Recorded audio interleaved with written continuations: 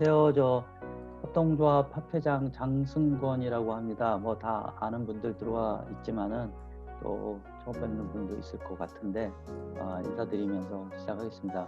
본격적으로 오늘 협동조합 학회 학술 세미나 제 4회차 학술 세미나를 시작하기에 앞서서 제가 인사 말을 잠깐만 하고, 오늘은 제가 들어왔습니다. 하여튼 인사 좀 잠깐 하고 행사 안내를 잠깐 하고 그리고 나서 시작을 하는 걸로 하겠습니다. 협동조합 학회가 그동안 다양한 학술 활동들을 해왔어요. 그거는 매년 어떤 학회나 하는 정기 학술 대회가 있고, 그거 띄워주시죠. 아까 그걸 띄워놓는 게 나을 것 같은데, 예, 계속 학술 행사를 해왔는데 작년 이후에 감염병 때문에 덕분에 행사가 좀 질적으로 변화되는 상황을 맞게 됐죠. 그건 모든 학회가 다 마찬가지고, 그 변화의 가장 중요한 거는 이제 비대면 학술 행사들이 급격하게 늘어났다는 거고, 대면을 하게 되더라도 비대면을 꼭 동시에 진행하게 되는 그런 상황이 벌어지게 된 거죠. 그래서 이 추세, 이 흐름은 어쩔 수 없고, 협동조합 학회 역시도 그 흐름을 이제 따라가게 됐습니다. 그래서 지난 4월부터인가요? 우리가 학술 세미나를 준비를 해서 한 달에 한 번 정도씩은 해왔습니다. 그래서 오늘이 벌써 이제 4회차 학술 세미나가 되는데, 오늘 이후에 있을 학술 행사에 대해서도 제가 간단히 소개를 좀 하고 여러분들이 관심 갖고 참여해 주시고 그러면 좋겠다, 이런 말씀 드리고 싶어서 제가 인사를 드립니다. 먼저 다음 주가 될 텐데요. 7월 1일 날 이건 좀 급하게 잡게 됐습니다. 그래서 특별 세미나라는 이름으로 이건 이제 재정적인 지원은 쿠피협동조합 성공회대학교의 교수 학생들이 중심이 돼서 만들어진 지식 컨설팅 주로 하는 협동조합인데, 쿠피협동조합이 지원도 하고 또 기획도 하고 그다음에 성공회대학교에 있는 협동조합 경영연구소에서 같이 공동 주최를 하고, 또 저희 학회에서 함께 하는 특별 세미나를 열 예정입니다. 2시서부터 3시까지 한 1시간 남짓 될 것 같은데요. 제목은 발표하실 분은 엄형식 RCA 학술국장이 지금 한국에 들어와 있어요. 일 때문에, 여러 가지 일 때문에. 그래서 엄형식 선생이 협동조합의 규범성과 가치 어떻게 이해할 것인가, 프랑스 프라그마티즘 사회학의 접근법, 이런 주제로 발표를 해 주실 겁니다. 조만간 다음 주 초쯤에 제가 온라인 주소랑 알려드리고 그럴 테니까 학회에서 알려드리면은 참가하실 수 있는 분들 좀 참여해 주시면 좋겠습니다. 그 다음 바로 이어서 7월 2일 날 여러분 아시는 대로 사회적 경제 주간 행사들이 광주에서 열리게 되는데, 그 광주의 제7회 사회적 경제 통합 학술 대회가 이번에는 사회적 기업 학회 주관으로 기영리 학회와 협동조합 학회, 이 3개 학회가 공동 주최로 열리게 되는데, 큰 주제는 사회적 경제 조직의 가치 창출이라는 거고, 여기 이제 대면 행사도 광주에서 열립니다만은 비대면으로 온라인으로 여러분도 참여하실 수 있습니다. 그래서 이거는 벌써 이미 많은 세계 학회가 공동으로 하는 거라서 벌써 이미 많이 홍보가 돼 있을 테지만은 여러분도 시간 내서 참여를 해주시면 좋겠습니다. 협동조합 학회에서는 서진선 한남대학 교수가 발표를 할 예정으로 되어 있습니다. 그리고 그 다음 주에 7월 9일에는 저희 협동조합 학회가 학예 학술대회를 열게 됩니다. 이 학예 학술대회가 가장 중요한 학술대회, 저희 학회 입장에서는 하나인데, 이번에는 1시서부터 5시, 더 6시까지 갈 수도 있을 것 같습니다만, 오후 내내 줌을 통해서 온라인으로 또 행사가 벌어집니다. 크게 두 개 세션이 있는데요. 첫 번째는 기관 회원이기도 한 여러 협동조합 연합 단체들, 농협, 신협 등 아이쿡, 그다음에 또 한국협동조합 연구소, 모신과 산림 연구소 등, 그다음에 또 중기협동조합 쪽, 그다음에 연구를 하시는 교수님들이 발표도 하고 토론을 하실 예정입니다. 그래서 큰 주제는 한국 협동조합의 정체성 강화 뭐 이런 주제로 할 예정입니다. 그리고 그 다음 주에 바로 7월 15일 날 오늘 4회 이어서 제5회 학술대회를 의료사역의 주제를 갖고 김광묘 박사께서 온라인으로 오늘과 같이 또 세미나를 하게 될 것입니다. 그리고 7월 말에 7월 30일 날 4시부터 5시까지 제6회 학술 세미나는 공동육아 사회적 협동조합 연합회 역할과 전망이라는 주제로 이경란 공동육아 사회적 협동조합 연합회 회장께서 발표를 해주실 것입니다. 지금 이 모든 행사들이 대부분 온라인으로만 진행이 되거나 줌을 통해서 혹은 온라인 오프라인을 같이 병행해서 일어나는 행사들입니다. 그래서 댁에서든 직장에서든 시간만 내주시면은 참여하실 수 있으니까 편하게 좀 참여해 주시고 저희가 계속 학회 이메일 등을 통해 가지고 링크 안내를 할 겁니다. 거기 좀 참여를 해주시면은 좋을 것 같습니다. 예, 제가 뭐 한 5분 정도 학회 학술 행사 안내를 드렸습니다. 그러면 이제 본격적으로 학술 대회를 시작하도록 하겠습니다. 그리고 오늘 사회는 이상윤 학회 국제위원장, 현재 성공회대학교 경영학전공 교수로 계시는 이상윤 교수님이 해주시겠습니다. 자, 그러면 이상윤 교수님 이제 시작을 해주십시오. 저는 빠지겠습니다. 회장님 감사합니다. 네.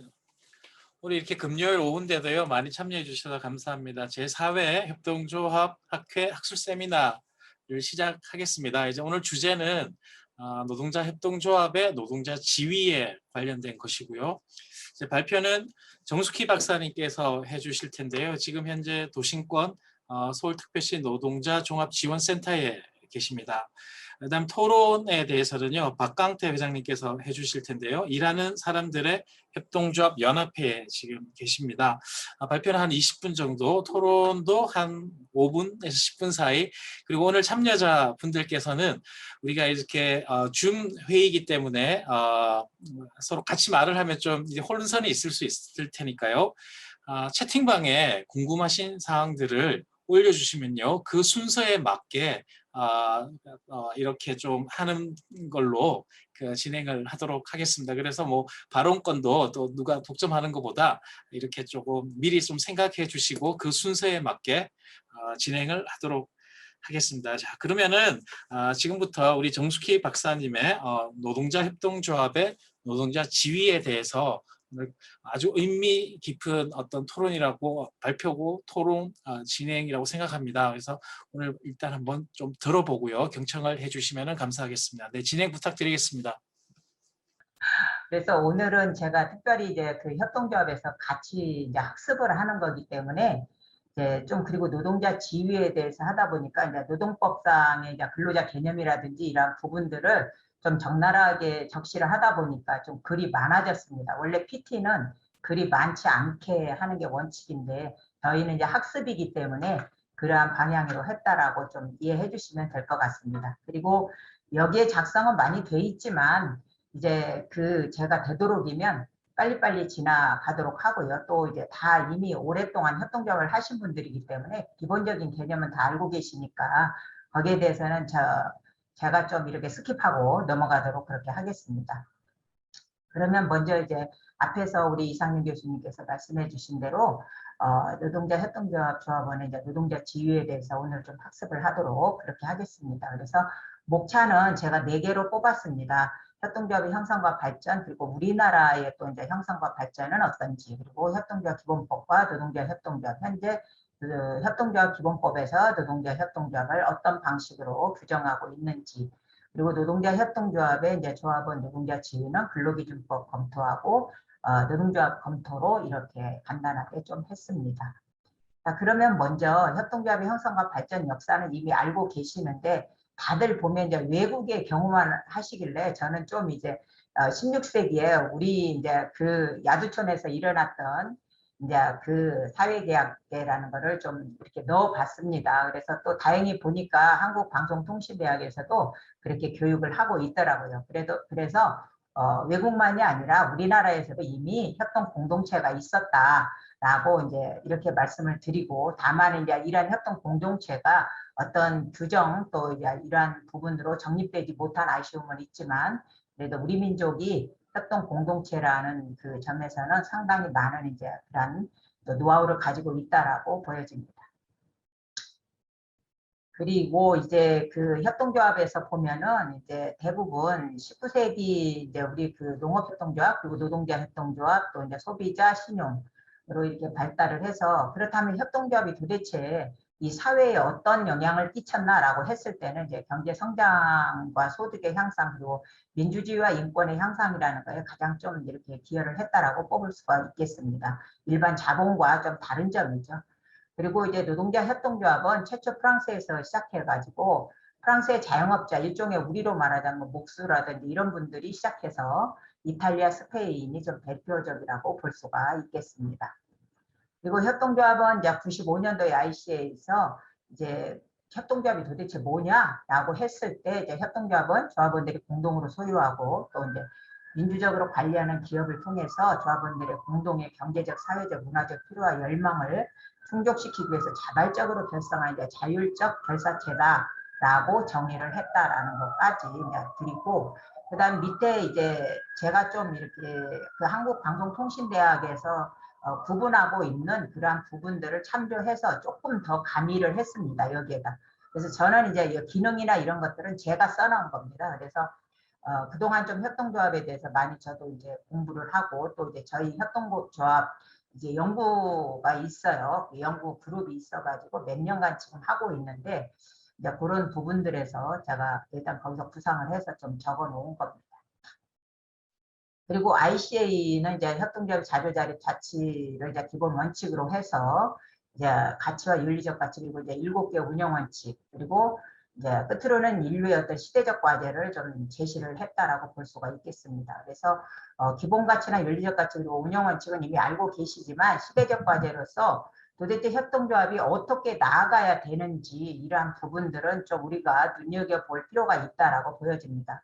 특히 요즘에 이제 그 산업사회가 이제 많이 변경이 되고 있죠. 플랫폼에 따라서. 그러다 보니까 거기에 따른 빈부격차가 더 크게 나타나고 그 속에서 이제 우리가 어떤 협동조합의 역할을 할 것인지 여기에다가 포커스를 두고 있는 것 같습니다. 우리나라 협동조합은 이제 아까 앞에서 말씀드렸지만 사창 계약속을 비롯해서 두레, 품앗이, 개, 향약 등 좀 이렇게 전통적인 협동 공동체가 형성돼 있었습니다. 다만 이제 20년대 같은 경우에는 우리가 그 일제 강점기였기 때문에 그때 일제 개척운동으로 해서 좀 어떤 경제적 자력경쟁이라든지 개몽활동 그리고 이제 민족의식 구축나 또는 이제 조국 해방운동을 연만하는 차원에서 협동조합이 좀 이렇게 활용됐다라고 볼 수가 있겠습니다. 그리고 해방 이후에는 정부에 의해서 협동조합이 설립되면 농협, 수협 뭐 이런 부분들이 많이 있었죠. 그래서 그러한 협동조합이 설립되면서 일반 협동조합은 설립이 제한됐습니다. 법률이 없으니까요. 그런데 12년도에 이제 협동조합 기본법에 의해서 다양한 협동조합이 설립이 가능하게 됐다 이렇게 보시면 될 것 같습니다. 그래서 표를 참고해 주시면 될 것 같습니다.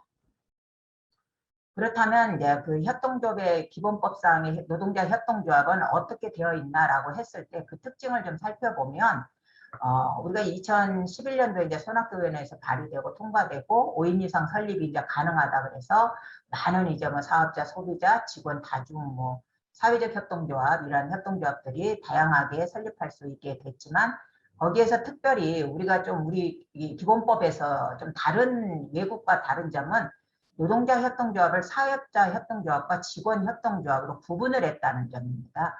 그래서 이거는 좀 우리나라의 좀 특징이 아닌가라고 보여지고요. 노동자 협동조합의 특징으로는 이제 그 노무 제공을 출자로 하는 협동조합으로 조합원 노동자가 협동조합을 조직하고 운영해서 안정적인 일자리 증가 목적을 두고 사실은 이제 기본법이 제정됐다고 볼 수가 있겠습니다. 그리고 기본법상에서 보면은 다른 협동조합에서 금지하고 있는 임직원 겸직이 좀 허용된다라는 점, 그리고 조합원의 3분의 2 이상이 노동자고 조합원 노동자가 전체 노동자의 3분의 2 이상이 돼야만이 산립요건을 충족할 수 있다라고 이제 알 수가 있겠습니다. 그리고 노동자 협동조합의 이제 발전으로는 노동자 협동조합 제가 6월 9일 날 그 사이트에 들어가서 거기 서치를 했더니 636개가 설립돼 있더라고요. 그리고 이제 제가 기재부에서 하는 이제 그 협동조합 실태조사에도 참여를 했는데 사실상 가장 안타까운 게 질적으로 향상이 어떻게 해야 되는지 이제 이런 부분들이 가장 과제로 남는 것 같습니다. 그리고 특히나 우리나라는 협동조합이 어떤 자율적으로 이렇게 그 목적을 잘 달성해서 운영하기보다는 좀 정부의 지원이라든지 이런 데다가 너무 좀 이렇게 기대를 많이 하다 보니까 사실은 이제 그 부분들에서 좀 우리 나름대로의 독립적인 이제 그런 자본을 갖지 못하는 이제 좀 어려움이 있고 그래서 질적 향상이 좀 굉장히 좀 아쉬움이다라고 볼 수가 있겠습니다. 특히 요즘에는 플랫폼 프리랜서 노동자들이 이제 노동법상에서 사각지대에 있다 보니까 그분들이 좀 노동의 폐단을 좀 최소화하고 조직화를 하는 수단으로 활용되고 있습니다. 그래서 저희 센터에서 지금 이제 같이 활동하고 있는 플랫폼 프리랜서 협의회에서도 사회적 협동조합을 특히 노동자 협동조합을 조직하는데 굉장히 활성화하고 지금도 이제 계속해서 해 나가고 있는 그런 이제 추세라고 보시면 될 것 같습니다. 그리고 그 노동자 협동조합 이제 조합원의 특징은 출자자이자 이제 노동자라는 이제 그래서 이중적 지위를 가지고 있다라고 보여지고요. 그리고 임노동을 기초로 노무를 제공하고 있지만 사실은 이제 노동법상 노동자 지위 문제가 좀 쟁점으로 이제 대두되고 있습니다. 그래서 그러한 부분들을 오늘은 이제 뒤에 가서 좀 자세하게 이렇게 보도록 하겠습니다. 그리고 이제 개별법에 의한 협동조합을 제가 개별법이라고 한 거는 각각의 뭐 농협협동조합이라든지 수산업이라든지 중소기업 협동조합이라든지 이런 부분들은 개별적으로 거기에 대한 이제 법률에 의해서 이게 되기 때문에 거기에 따라서 그분들은 제가 보면 조합원 노동자들이라 할지라도 노동법에 포섭되어 권리를 향유하고 있었습니다. 그리고 노동자 협동조합 특히 이제 기본법상에서 직원으로 협동조합이 되어 있는데요. 거기에 보면은 그 어떤 노동자다 아니다 이러한 규정이 없습니다. 그래서 사실은 이제 우리가 법률에서 의도하고 있는 점이나 실제 운영에서 나타나는 근로관계에 따라서 여기 노동자 지위라든지 이런 걸 판단해야 되지 않느냐 이렇게 이제 보고 있습니다. 그리고 이제 운영 사례에서도 보면 노동법상 노동자를 적용을 받고 있는 경우가 대부분이었고요. 정말 뭐 이렇게 소규모로 협동 조직으로 있는 분들은 이제 노동자로서 적용하기에는 좀 한계가 있는 거죠. 그래서 그런 부분들이 있다라고 보면 될 것 같습니다. 그래서 일단은 조합원 노동자는 일반 사업장 노동자와 좀 비교를 해봤어요. 그랬더니 근로계약을 통해서 노무제공 및 임금지급을 의무적으로 부담하고 또 이제 노무 통제권이 없다는 점은 좀 공통적인 반면에 출자 의무와 경영의 의사결정을 한다는 점에서는 좀 차이가 있었습니다. 그래서 그 표를 참조하시면 될 것 같습니다. 그리고 이제 본격적으로 노동자 협동조합 조합원의 노동자 지위에 대해서 한번 살펴보고자 합니다. 그렇다면 이제 조합원 노동자의 어떤 이중적 이제 그런 법적 지위를 좀 검토할 텐데요. 하나하나 좀 이렇게 세부적인 사항들을 좀 검토해 가도록 그렇게 하겠습니다. 그래서 먼저 사용자와 노동자의 지위를 이제 한번 좀 살펴보다 보면은 제가 8가지를 좀 나열을 했습니다. 그래서 출자 의무를 좀 이행함으로써 근로권을 획득하고 또 근로 의무를 부담함으로써 지분권을 획득하는 출자 관계와 근로 관계가 동시에 병행되고 있다라고 보여지고요. 또 하나는 협동조합이 법인격을 갖춰서 있기 때문에 조합원 노동자의 소유자 지위는 없습니다. 잠재적인 사용자 지위는 보유하고 있다라고 보여집니다. 그리고 조합원 노동자는 주식회사의 물적 재산권에 의한 권리가 부여되지 않기 때문에 주식과 달리 인적 결합체가 최고의 지위에 의해서 경제 거래의 대상이 될 수가 없습니다. 다만 인적 결합체가 경제 활동을 하면 자본적 요소가 이제 문제가 되겠죠. 그래서 우리가 지금 현재 이렇게 논의를 하고 같이 학습을 하는 것도 이런 요소 때문에 그렇다고 보여집니다. 그리고 이제 인적 결합체는 자본적 지분을 본질적인 요소로 하면서 조합원 권리를 갖고 또 협동조합의 담당자이면서 재산권을 공유하기 때문에 조합원 노동자의 출자 지분은 주식회사의 주식과 좀 유사한 성질을 갖는다고 볼 수가 있겠습니다. 그리고 지분에 대한 조합원의 차분권이 없어서 거래나 거래소 상장이 불가능하고요. 그래서 지분권을 가질 뿐이지 사실은 독자적인 지분을 거래 또는 자유로운 양도가 좀 금지되어 있다. 기본법상에 이미 그거를 금지하고 있기 때문에 이제 그런 부분들이라는 거. 그리고 이제 협동조합은 가입과 탈퇴가 자유롭고 사단법인으로서 소유자가 될 수 없기 때문에 지분권을 가진 출자자에 좀 불과하다. 이렇게 보여집니다. 그리고 협동조합은 탈퇴 조합원에 대해서 출자금을 상환할 그런 책임이 있기 때문에 투자자에 불과한 모습을 보이고 있습니다. 그리고 납입한 출자금은 질권의 목적이 금지되고 또 협동조합의 채권과 상계가 불가능해요. 그리고 납입한 출자액을 한도로 책임을 부담하기 때문에 사실은 유한 책임이라고 볼 수가 있겠습니다. 그래서 협동조합의 조합원이라 할지라도 자기가 출자한 만큼의 유한 책임에 불과하다라고 보여집니다. 그리고 협동조합의 지분 보유에 대해 운영 및 출자 배당에 참여할 뿐이지 사용자의 지배권이나 지시권도 가지고 있지 않습니다. 그래서 결론적으로는 노동을 제공하고 대가로 임금을 지급받고 임금은 기본법상 출자와 무관하다는 얘기고요. 그 다음에 선배당을 허용을 우리는 규정을 두지 않았어요. 우리 기본법에는. 우리 스페인 법률에 보면 선배당 그 부분들을 이제 문제가 되고 그 허용 이제 하느냐 마느냐 이런 부분들을 이제 있잖아요. 근데 지금 여기는 선배당 허용 규정도 두지 않았고요. 실제 운영에서도 위법 여부에 영향을 미치지 않는 점에서 좀 노동자성을 내포하고 있지 않나 이렇게 보고 있습니다.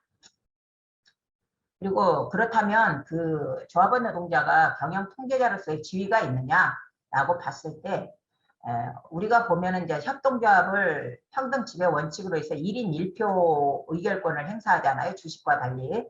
그래서 마치 이 협동조합을 다 경영하고 통제자로서의 그 경영권이 있는 것 같지만 실제 보면은 주식회사의 기관을 두고 통제하도록 그렇게 하고 있습니다. 그래서 그 협동조합의 인적 결합체로서 사적 자치가 강하지만 실제는 보면 상법상 주식회사의 기관 설치를 의무화하고 있어요. 그래서 출자 및 배당 제한 등 물적 회사보다 자본 중시를 더 강하게 규정하고 있다라는 것을 볼 수가 있겠습니다. 그리고 우리 법률상 보면 유한회사를 준용하도록 하고 있잖아요. 그럼에도 불구하고 오히려 이런 운영에 있어서는 주식회사를 더 많이 이렇게 활용하고 있다라고 볼 수가 있겠습니다.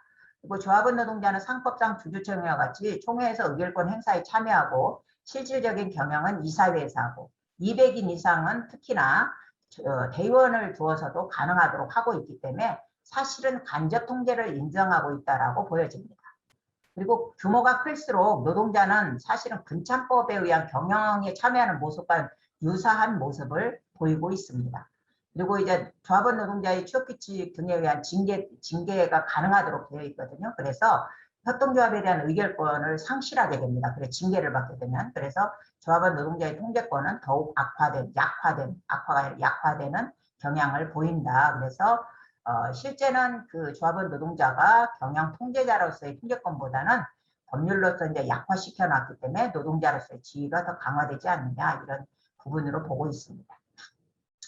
그다음에 자산 소유의 이중성에 따른 지위는 어떤가라고 봤을 때 자산 소유는 잘 아시겠지만 이제 개인 자산과 공동 자산으로 나눕니다. 그래서 개인 자산은 본인이 출자한 것을 말하는 거고요. 공동 자산은 그 협동조합에서 발생한 잉여 이익을 적립하는 적립금을 말하는 것으로 볼 수가 있겠습니다. 그래서 실제 개인 자산 같은 경우에는 출자한 만큼 출자를 배당하고 또 이제 나중에 본인이 탈퇴할 때는 그 상환하도록 그렇게 하고 있고 실제 적립금은 배당을 금지되어 있습니다. 그래서 법정 적립금은 조합원 배분이 금지되어 있다라는 것 그런 부분들 그리고 이거는 보면은 실제 이제 상법상 주식회사의 자본 충실의 원칙을 원용했다라고 볼 수가 있겠습니다.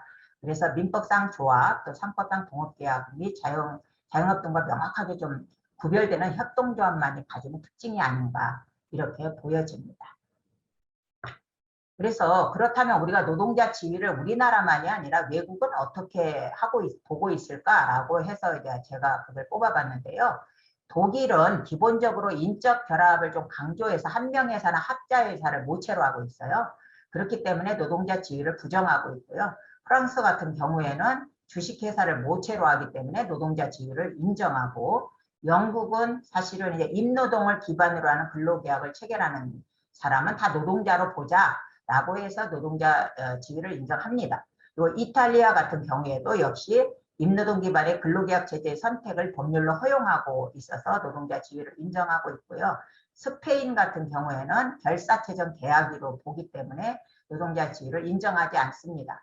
다만 노동법에 버금가는 그러한 법률을 통해서 여기 조합원 노동자들을 기본적으로 보호하고 있다, 이렇게 보시면 될 것 같습니다. 그래서 전체적으로 보면은 외국의 법제는 그 노동조합 협동조합의 조합원들을 도대체 그 법률상 어떤 회사를 모체로 하였는지에 따라서 노동자성 여부를 좀 달리 판단하고 있다, 이렇게 정리할 수가 있겠습니다. 자, 그렇다면 이제 우리가 가장 노동법의 핵심인 근로기준법과 노동조합법에 의해서 한번 좀 검토를 해볼 필요가 있다라고 보여져서 근로기준법을 한번 좀 적용을 하는 데 있어서 검토를 하는 겁니다. 그렇다면 조합원 노동자는 근로관계에 따른 지위가 어떻게 되어 있을까라고 했을 때, 근로기준법 적용이 왜 필요하지? 라고 했을 때 근로기준법을 적용받게 되면 노동 3권은 물론하고 4대 보험 당연 적용으로 노동자에 대한 각종 보호법익의 수교자가 됩니다. 그래서 그러한 부분들이 적용받기 때문에 유리하게 작용한다라고 해서 좀 이러한 부분들은 중요한 부분이라고 볼 수가 있겠습니다. 그래서 제가 5가지를 좀 뽑아봤는데요. 그 협동조합과 조합원 노동자 근로관계는 명명 규정이 없습니다, 우리 법률에는. 하지만 이러한 그 기본 원칙과 또 이제 조합원 노동자의 상관관계에서 근로제공 의무와 임금 지급 의무가 발생한다는 것을 알 수가 있겠습니다. 그리고 이제 전통적인 상호구조적 공동체에서는 자기가 스스로 알아서 일을 하는 거지만, 여기에서 현대 그 협동조합은 법률에 의한 사업조직으로 각 의무가 발생하고 있습니다. 그래서 그런 점이 좀 다르다는 거. 그리고 조합원 노동자가 근로를 이행하지 않은 경우 징계, 해고 등 인사상 불이익 조치가 가능하고, 사실은 협동조합의 지휘 감독에 의해서 근로를 제공한다라고 볼 수가 있겠습니다. 그래서 협동조합에 특히 법인격을 부여하고 자본회사를 모체로 해서 사업조직으로 정의했고요, 우리 기본법이. 그리고 기관 설치를 통해서 운영하게 함으로써 사업 운영을 전제했습니다. 그리고 조합원 노동자의 간접 통제를 좀 가능하도록 했고, 사업자 협동조합과 구분해서 외국에서 노동자 협동조합 하면 사업자 협동조합을 이렇게 포괄하는 점과는 달리 우리는 이제 그 구분해서 직원 협동조합이라고 했다는 점, 그리고 임금을 선배당으로 규정하지 않았다는 점 등에서 노동자성이 조금 더 강하게 포괄하고 있지 않나라고 보여집니다. 그리고 특히 이제 저기에서 하고요. 그다음에 아까도 앞에서 우리가 살펴봤지만 협동조합의 지배지시하에 근로를 제공하기 때문에 사실상 이제 협동조합과 조합원 노동자는 근로기준법상 사용자와 근로자 관계로서의 근로관계를 형성을 전제하고 있다라고 보여집니다. 그래서 운영 실태에서는 실제 이제 그 협동조합의 지배와 지시하에 근로를 제공하고 대가로 임금을 지급받는 경우가 있고, 또 하나는 아까 협동 공동체처럼 자발적으로 근로 제공을 해서 자율성이 강하게 나타나는 경우도 있습니다, 우리나라 협동조합에서도. 그래서 그 2가지를 구분해서 우리가 판단하면 되지 않을까라고 생각이 듭니다. 그리고 근로계약은 어떨까라고 했을 때, 우리가 근로기준법상 근로계약은 근로자가 사용자에게 근로를 제공하고 사용자는 이에 대해서 임금을 지급하는 것, 이거를 가지고 이제 우리가 보면 근로기준법 제2조 1호의 근로자와 2호의 사용자, 그리고 2조 4호의 근로계약 당사자라고 해가지고요, 우리가 협동조합과 조합원 노동자는 근로계약 관계다라고 볼 수가 있겠습니다. 그리고 근로계약의 본질적 요소는 노동과 임금을 대가로 제시하고 있고요, 사업주 외에 실제 사용자의 권한을 행사하는 자까지 확대해서 노동자 보호의 좀 실효성을 확보하려고 하는 사업주 확대 규정 때문에 우리도 거기에다 적용을 하면 되지 않을까라는 생각이 듭니다. 그리고 그 근로기준법은 보호 목적의 주체인 노동자 근로계약의 당사자라는 법적 지위를 형성시켜주는 근로계약 주체로서 규정을 하고 있습니다. 그래서 우리가 노동자는 이제 약자의 지위에 있기 때문에 좀 그 대등한 근로관계를 만들어주기 위해서 근로기준법이 규정됐잖아요. 그래서 이제 우리가 보면은 좀 자연인은 정신적, 육체적 노동을 내용으로 체결돼서 사용자가 정해준 장소, 시간, 방법 이러한 부분들을 사용자에 의해서 하도록 이렇게 하고 있습니다. 그래서 우리가 법률상은 정해지지 않았지만 사용자의 배려 의무라는 게 발생이 되는 거죠. 그래서 우리도 협동조합, 즉 법인의 배려, 그 조합원에 대한 배려 의무가 발생을 합니다. 법률상은 없지만. 그래서 그런 부분들이 있다라는 것을 보면 될 것 같고요. 그다음에 법률로 회사라는 무형체의 자연인과 동일한 권리 의무를 부여하는 법인과 또 근로계약을 체결하기 때문에 사용자의 또 유한 책임이라는 이제 내가 출자한 만큼만 책임을 지는 그런 거기 때문에 이 구조에서 우리가 주주가 유한 책임을 지는 구조와 좀 굉장히 유사하다 이렇게 볼 수가 있겠습니다. 그리고 노무 제공을 출자로 하기 때문에 출자자 노동자로서 조합원 평등의 일 원칙에 의해서 협동조합의 대표가 된다 할지라도 그 임기가 종료되면 다시 노동자를 회귀하는 경향을 보인다라고 보여집니다. 그렇다면 근로자 개념은 도대체 뭐냐라고 했을 때 근로기준법상 근로자 개념은 우리나라는 그 사업이나 사업장에서 근로를 제공하는 자라고 해서 이 부분들을 우리는 이제 근로를 제공하는 자라고 했고요. 근데 이 부분들을 가지고서 판례에서는 그동안 근로의 제공이 실질적으로 사용자와 종속관계에 있느냐 없느냐 종속성을 그 하나의 학설로 해서 판단의 기초를 이루고 있었습니다.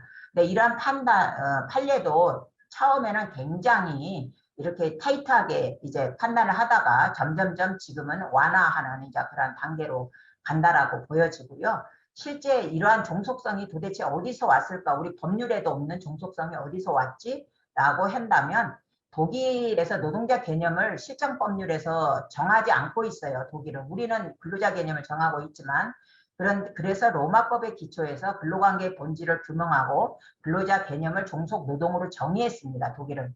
거기에서 이제 우리의 법률에 없는데도 불구하고 판례에서는 여기를 인용해서 판단하고 있고요. 일본은 여기 노동기준법에 보면은 여기는 사업 또는 사무소에서 사용되는 자라고 했습니다. 그래서 우리하고 좀 다른 점이 우리는 근로를 제공하는 자, 여기는 사용되는 자, 그래서 종속관계가 뚜렷하게 일본도 나타나고 있어요. 사용 종속관계를 근로자 개념 요소로 하고 있습니다.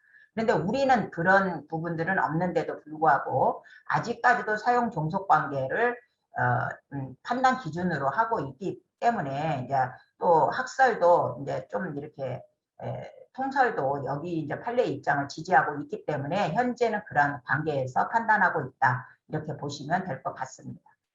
그리고 그렇다면 근로자 개념에 한계는 없는가라고 봤을 때 이러한 근로자 개념은 과거 우리가 대공장 중심의 제조업이 산업구조의 중심을 차지하던 그런 산업 노동자 모습에서 좀 그 전형을 찾고자 했던 것으로서 현대 기술의 이제 발달하고 ICT가 거기에 융합한 이러한 다양한 고용 형태가 출현되고 있는 노동자의 모습에서는 지금 현재 한계가 있다. 이걸로 판단하기에는 이러한 부분들을 알 수가 있겠습니다. 제가 이제 거기 사례로 플랫폼 노동자를 이제 지정했습니다.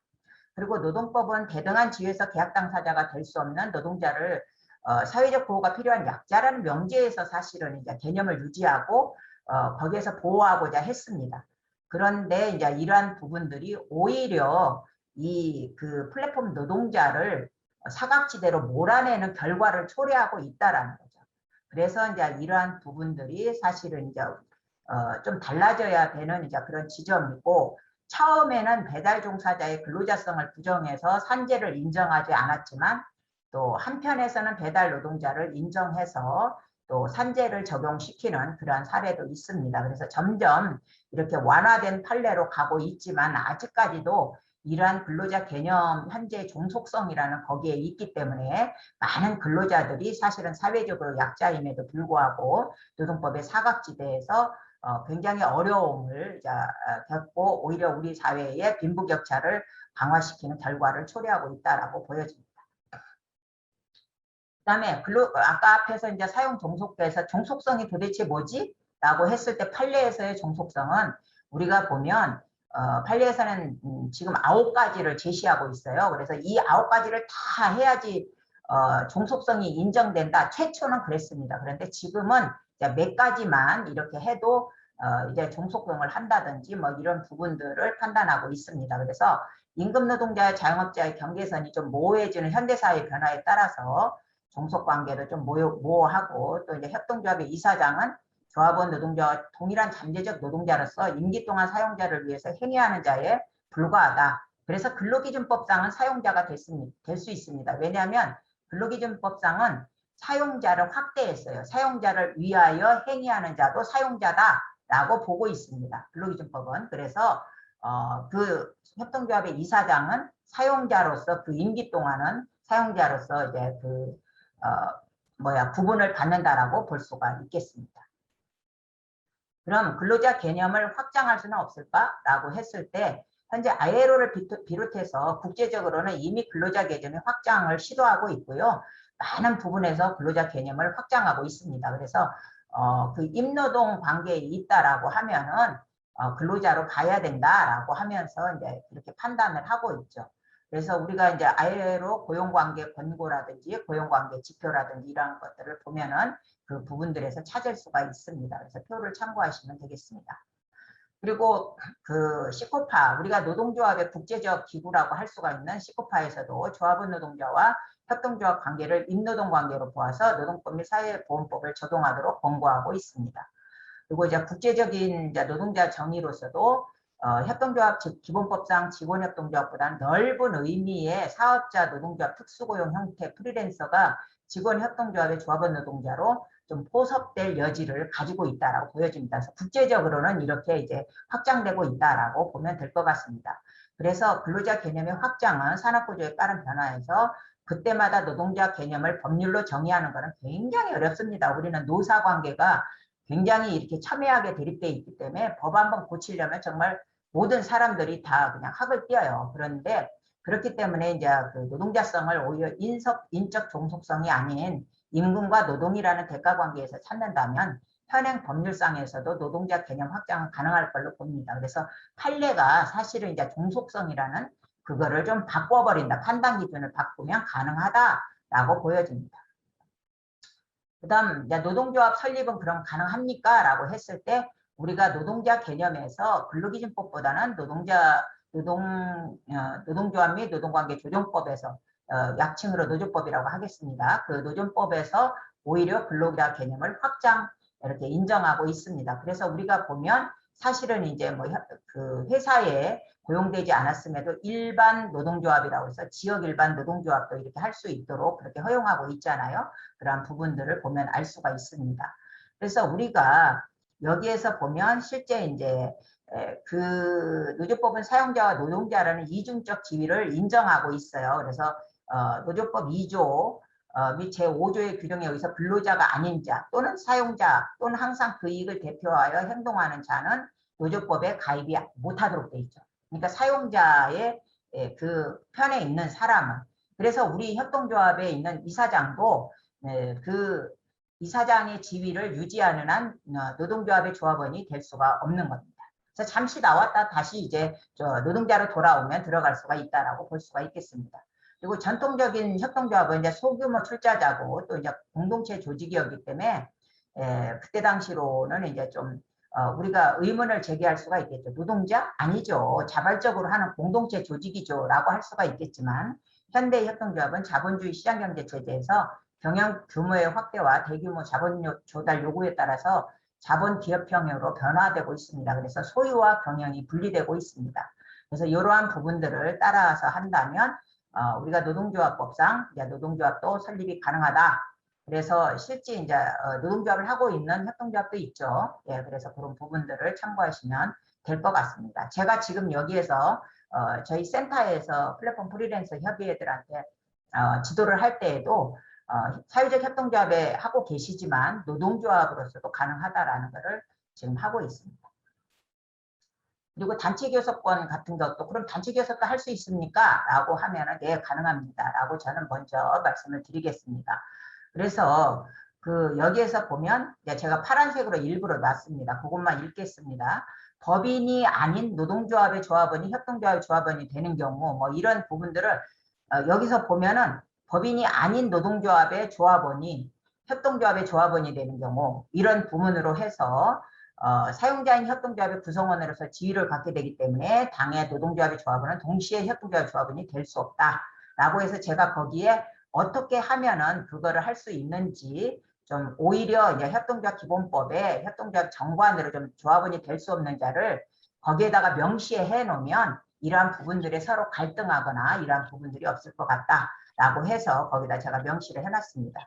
그리고 협동조합서만 가능성을 배제하는 것이 타당한지는 주식회사의 노동자로 근무 중인 우리 사주와 비교하면 우리 사주의 경우 자사주로 한정되고 자사주는 의결권과 배당권이 제한되기 때문에 협동조합 조합원과는 좀 권리관계가 전혀 다르게 나타나는 점에서 양자는 구별될 필요가 있다라고 보여집니다. 그리고 법인인 조합원은 독립된 계산과 책임으로 노무를 전담하지 않고 근로조건 결정, 노동방법, 작업시기, 임금의 지급 등 근로관계에 관해서 노동조합 협동조합이 지배권을 가지고 노무를 제공받는다면 노조법 2조 3호에서 규정하는 사용자 단체에 해당한다고 볼 수가 있겠습니다. 그래서 개별적으로 이제 어떠한 관계에 놓여져 있느냐에 따라서 달리 볼 수가 있다 이렇게 볼 수가 있겠습니다. 그래서 우리가 교섭을 요구할 때 어디다 요구를 할 거냐 이제 이러한 부분들이라고 보시면 될 것 같습니다.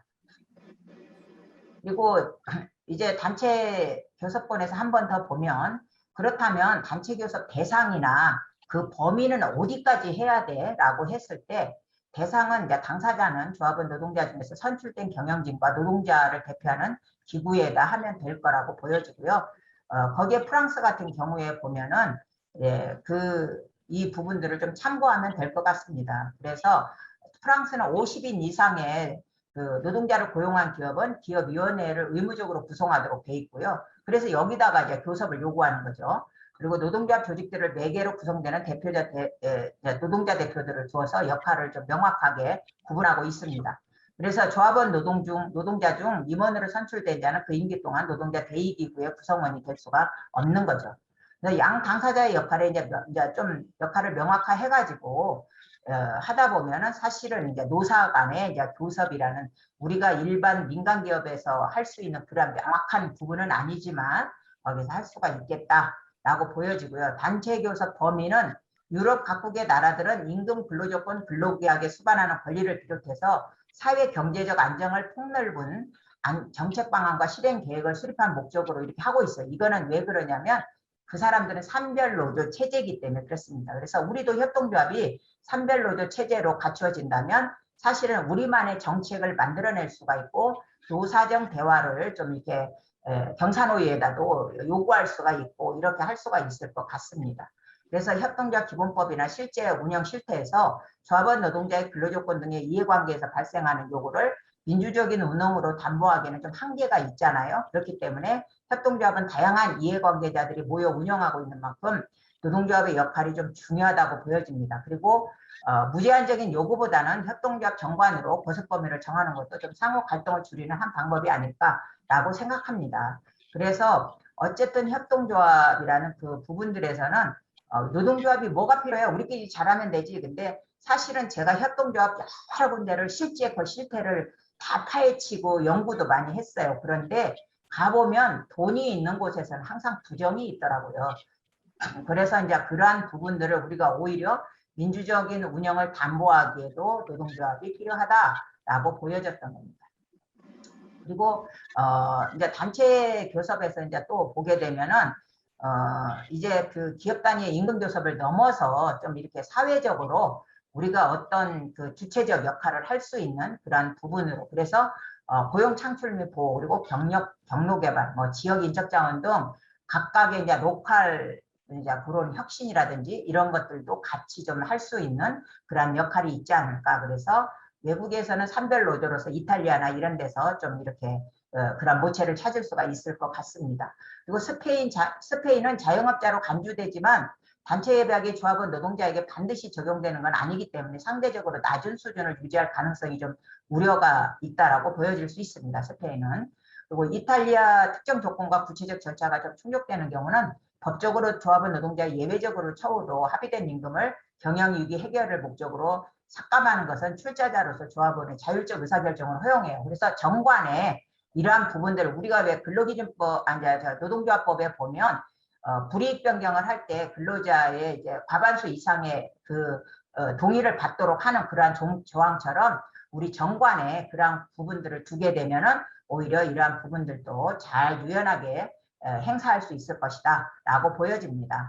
그리고 협동조합은 여타 기업과 달리 조합원의 공동결정이 필수적 요소잖아요. 근데 자율적 결정을 허용하는 것도 중요하지만 현재 사업조직화된 협동조합 형태는 근로조건등 조합원의 요구를 관철할 수 있는 민주적인 원리를 유지하고 지켜내는 것 또한 굉장히 중요하다고 보여져서 저는 노동조합이 좀 필요하다라고 보는 입장입니다. 네, 마지막으로 저희가 단체 행동권을 보겠는데요. 그렇다면 우리가 만든 협동조합에 단체 행동권까지 가능한가? 라고 했을 때 좀 허용을 하는 게 저는 원칙적으로 허용을 하는 게 좋다라고 보여지고요.